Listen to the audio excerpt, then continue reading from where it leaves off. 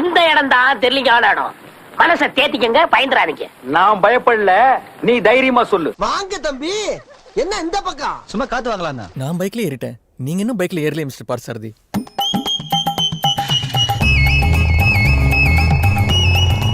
முன்னாடியே போகுது பாரு, ஏன்னா எனத்தோட தானே சேரும். நாங்கெல்லாம் ஒரே குடும்பம், இன்னைக்கு வந்து நாங்கெல்லாம் கட்டி அணைச்சி நம்ம எல்லாம் என்ன அண்ணன் பொண்ணை நீ ஏன் கூட்டு வரல அப்படின்னு சொல்லிட்டு அரவணைக்கிற அளவுக்கு பாசத்தில் வந்து பிணைய ஆரம்பிச்சிட்டாங்க.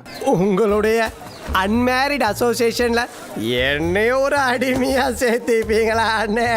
வேலு பெருமாளு, இத கேட்கணுமாடா? செல்லம்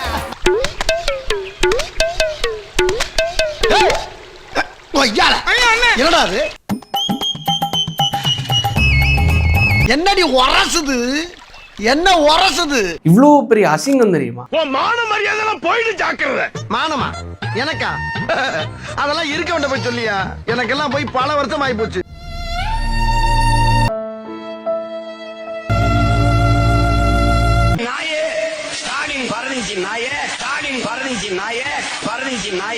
அப்படின்னு சொன்னீங்க சாரு.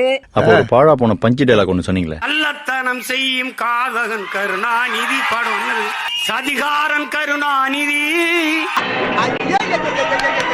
பாரியா அங்க பாரியா, அங்க பாடுறா, அங்க பாடுறா, கத்தி விளையாடுறது பாடுறா. கொடும் சனிகாரன் கருணாநிதி. சிலிர்த்து போய் சில்லறையெல்லாம் விட்டுறிஞ்சேன். கருணாகன் கருணாநிதி, சதிகாரன் கருணாநிதி, கொடும் சனிகாரன் கருணாநிதி. திராவிடம்னு பேசுறவங்க ஓடிக்கிறதா என் கொள்கை. கொள்கை என்ன? பெரியாரை எதிர்க்கிறது, பெரியாரை எதிர்க்கிறது. உன்னோட திராவிட சித்தாந்தத்தின் வேறது பெரியாரை வெட்டி சாய்க்கிறது. இது ஓ மேல சத்தியம்டா. திராவிடம்ங்கிறதும் தமிழ் தேசியம்ங்கிறதும் பங்காளிதான். சண்டை, ஆனா சண்டை.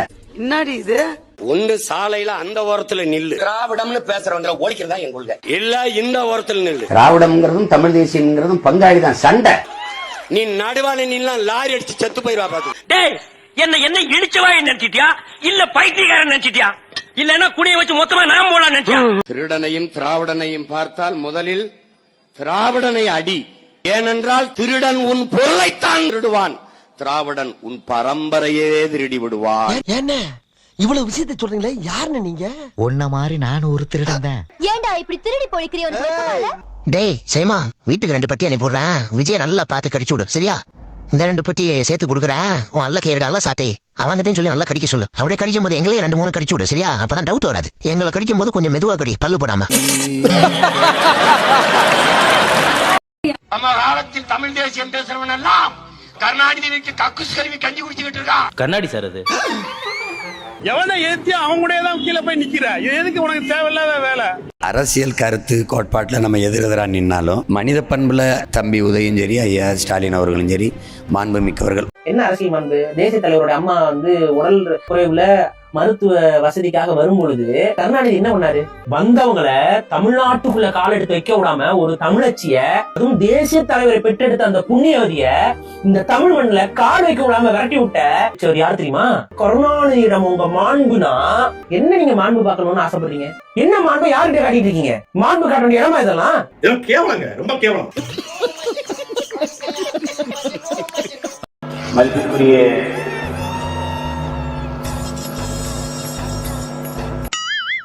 என்னத்தை எழுதி வச்சிருக்காங்கன்னு தெரியலையே. இவங்கிட்ட எழுதி சொல்லி படிக்க சொன்னதுக்கு எனக்கு இதுவும் வேணும், இதுக்கு மேலே வேணும், என்னவா இருக்கும் அப்படின்னு அப்படி நின்ட்டாப்ல, ஸ்டக் ஆயிட்டாப்ல. என்னுடைய அதாவது எதுக்கு நான் இதை சொல்றேன்னா, அப்படின்னு திருப்பி துண்டிச்சிட்டு அன்பு தம்பி, அவராது துண்டு சீட்டு, இவர் A4 சீட்டு. எதிர்கட்சி தலைவர் உதயநிதி அவர்கள் எழுதி வச்சுக்கிட்டு எவனோ எழுதி கொடுத்தாங்க. எழுதி கொடுத்த குடிஞ்சு, வெண்ணிலவே வெண்ணிலவே வெக்கம் ஏனம்மா, உன்னிலவில் என் நினைவே சொர்க்கம் தானம்மா, சின்ன மூக்குத்திப்பு வரும் முதல் சந்திப்பு அந்த பாலாற்றில் வா வா வாங்குற மாதிரி பாடிட்டு வந்திருக்காப்ல. போய் மானங்கிட்டு தெரிவதற்கு அப்படி என்ன அரசியல் விளையிட்டு போக வேண்டியதானே? அதை விட ஒரு கட்சி அதிகாரத்துக்கே வரலங்க. அதிகாரம்னு என்னன்னே தெரியாது. தலைமைச் செயலகம் வாசல் பக்கம் போனதே கிடையாது. நக்கல்யா அவனுக்கு. சில இடங்கள்ல, பல இடங்கள்ல ஏன் 95 விழுக்காடு டெபாசிட் வாங்க கிடையாது. சார் நீங்க மைண்ட் வாய்ஸ் நினைச்சு சத்தமா பேசிட்டு இருக்கீங்க. மாநகராட்சிக்குள்ளேயோ அதிகாரம் இருக்கக்கூடிய எந்த இடத்துலையும் போடுறது நம்ம கனவுல நினைப்போம், ஆசைப்படுவோம், நடக்காது. அண்டக்காக்கா வந்து கிளி மேல ஆசைப்படலாம், மயில் மேல ஆசைப்படலாமாப்பா அப்படிங்கிற மாதிரி நமக்கு நடக்காது. ஹீரோக்கு நடக்குது. நம்ம வந்து இந்த ஹீரோயின் அழகா இருக்கான்னு பார்க்கலாம், ரசிக்கலாம், அவ்வளவுதான். ஆனா ஹீரோ அதை கண்டுபிடிப்பாரு, அவர் முத்தம் கொடுப்பாரு, அவர் காதல் பண்ணுவாரு, எல்லாம் பண்ணுவாரு. பொறாம லைட்டா நம்மள அந்த ஹீரோ இடத்துல கொடுத்துட்டு நம்மளே இந்த மாதிரி கற்பனை பண்ணிக்கலாம், அவ்வளவுதான். உங்களுக்கு வந்து தெரியுமா, என் தம்பி என்னோட 3 வயசு சின்னவன் கார் வாங்கிட்டான். எங்கள் அப்பாவுக்கு ஒரே பெருமை. ஆனால் என்னால் தான் முழுசாக சந்தோஷப்பட முடியல. எனக்கு பொறாமலாம் இல்லை, லைட்டாக பொறாம தான். நான் கத்துறேன், என்னை கண்டுக்கிறது இல்லையா? காமெடி பண்ணாதடா. நீங்க காமராஜரா, கக்கனா, ஜீவானந்தமா, சிங்காரவடரா இல்ல முத்துராமலிங்க தேவரா? அவாய்ட் பண்றாங்களா? நானும் அதை பத்தி கவலைப்படுறேன். சேவையை ஆட்டிட்டு தான சாவேன், என்னுடைய கடைசி நொடி வரைக்கும் மக்களுக்காக அரசியல் பேசிட்டு தான் சாவேன்னு என்ன நல்ல கண்ணுவா? யோகே சிகாமணியதா? மக்கள் செல்வாக்கு இருக்கா? எந்த மக்கள் செல்வாக்கு இருக்கு? எந்த மக்கள் போடுறது இன்னீங்க? எந்த மக்கள் பிரச்சனை விஜய் நின்று இருக்காரு? ஃபிளாஷ்பேக். ஸ்டெர்லைட்ல போராடிய அந்த மக்களுக்கு ஆதரவாக போய் இரவோடு இரவாக போய் நின்று ஸ்டெர்லைட்டுடைய ஸ்டோனியுடைய அம்மாவை பார்த்து ஆறுதல் சொல்றாரு. இதுல உண்மை? ரெண்டும் உண்மைதானே. எந்த மக்கள் போடுறது இன்னீங்க? நீட் தேர்வில் இறந்து போன அனிதாவுடைய அம்மாவையும் தங்கச்சியை பார்த்து, அண்ணனை பார்த்து ஆறுதல் சொல்றாரு. எந்த மக்கள் பிரச்சனை விஜய் நின்று இருக்காரு? மெரினா கடற்கரையில மக்கள் ஜல்லிக்கட்டுக்கு போராடிய பொழுது அந்த மக்கள் போய் நிக்கிறாரு, மனுஷனா இருக்காரு. ஓரளவுக்கு விவரம் தெரிஞ்சு எங்கள்கிட்ட இவ்வளவு பொய் சொல்றிய, ஒன்னும் தெரியாதவன்னா அவன் பக்கத்துல வந்து நின்றான்னா போட்டு தம்பி வெற்றி கழகத்தைச் சேர்ந்தவர்கள் அவர்களை எதிர்ப்பதோ விமர்சிப்பதோ நம்ம வேலை இல்லை. இது அண்ணன் கட்சி, அது தம்பி கட்சி. விஜயை எதிர்த்து பேசுவது அவங்க அரசியலா? தமிழ் தேசியம் என்பது விஜய் எடுத்து பேச ஆமாடா, இந்த அயோக்கிய பயில ஒழிச்சு கட்டுவதாண்டா எங்க ஒரே அரசியல். ஒரு சினிமா கூத்தாடி வந்து அரசியல் செய்வான் என்றால் அந்த அரசியலை ஒழித்து கட்ட வேண்டியது எங்கள் முதல் வேலை. யோ சாட்ட பொட்ட, நீ உன் சூட்டா வாயா முடின்னு இருந்தாலே வந்து சீமான் 1 சீட்டு 2 சீட் அது ஜெயிப்பாரு. எனக்கு எதிரிங்க வெளியே இல்லடா, கூடவே இருக்கீங்க. டிவி கேக்கு ஓட்டு போட எவன்டியாவது கூப்பிட்டு எந்த தொகுதியில எந்த வேட்பாளர் ஓட்டு போடுன்னு கேளுங்க, எவனுக்குமே தெரியாது. பல கோடி கொட்டி கொடுத்தாலும் சமரசமாகாத ஒரு வீரன்.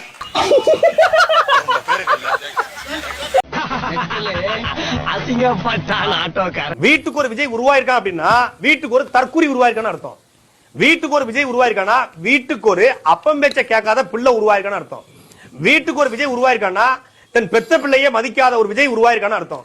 வீட்டுக்கு ஒரு விஜய் உருவாயிருக்கானா ஒரு தரம் கெட்ட, கேடு கெட்ட, கேவலமான, இழிவான அரசியலை பண்ணக்கூடிய, தன்னை மட்டுமே பெரிய ஆளாக நினைக்கக்கூடிய ஒருத்தன் உருவாயிருக்கான்னு அர்த்தம். அப்படிலாம் எந்த வீட்லயும் தமிழ்நாட்டுல உருவாகல. விஜய் பாட்டு என் பயலுக்கு ரொம்ப பிடிக்கும். விஜய் பாட்டு போட்டு ஆடுவான். இப்ப அன்னைக்கு தமிழங்கோடி பறக்குது, தலைவங்கோடி பறக்குது, 3 எழுத்து மந்திரத்தை அவன் ஆடிக்கிட்டு இருக்கான். அவன் பண்பா அப்படின்னு அவன் ஆடிட்டு இருக்கான். வீட்டுக்கு ஒரு விஜய் உருவாயிருக்கான் அப்படின்னா வீட்டுக்கு ஒரு தற்குறி உருவாயிருக்கான்னு அர்த்தம். எங்க வீட்டுல விஜய் இல்லங்க. விஜய் பாட்டு என் பயலுக்கு ரொம்ப பிடிக்கும். எங்க வீட்டுல விஜய் இருந்தா தலையிலே ஒரு அடி டப்புன்னு விஜய் பாட்டு போட்டு ஆடுவான். இப்ப அன்னைக்கு தமிழங்கோடி பறக்குது, தலைவங்கோடி பறக்குது, 3 எழுத்து மந்திரத்தை அவன் ஆடிக்கிட்டு இருக்கான். எங்க வீட்டுல விஜய் இருந்தா தலையிலே ஒரு அடி டப்புன்னு அவன் பண்பா அப்படின்னு அவன் ஆடிக்கிட்டு.